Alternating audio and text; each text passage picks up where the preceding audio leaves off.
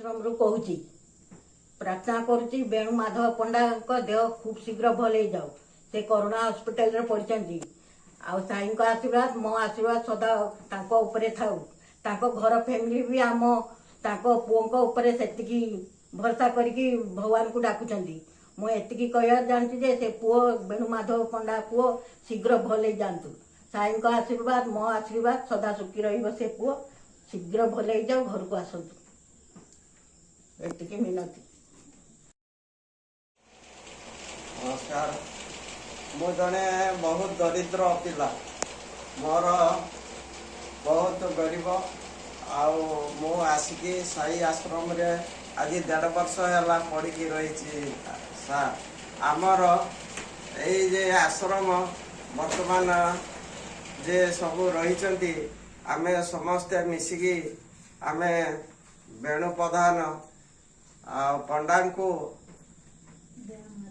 बेणु माधव पंडा को आमे प्रार्थना करुचे जे भलिया सी कोरोना रे वर्तमान रोग मुक्त हो जाती किमती भल होगी आमर यही आश्रम को केते थर बहुत थर जीवासा करथुले देखा चाह करथुले एवं बहुत साहाय्य भी करथुले आ वर्तमान सही भलिया सी आम आशीर्वाद रो सी भल हो जाऊ शीघ्र भल हो गले आमे माने टिके आमर आत्मा शांति हम एवं तांकर परिवार समस्तंकर भी आत्मा शांति हम आउ एति मोर आशीर्वाद दे आमे समस्ते ये आश्रम रु समस्ते आमे साई आश्रम रे आमे समस्ते आशीर्वाद देलु भल हो जाऊँ शीघ्र आसिकी आमको बेले साक्षात करेंगे प्रभु।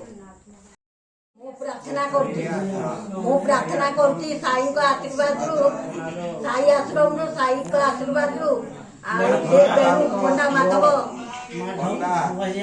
शीघ्र भल परिवार दुखित पट आमे बहुत दुखित साई आश्रम को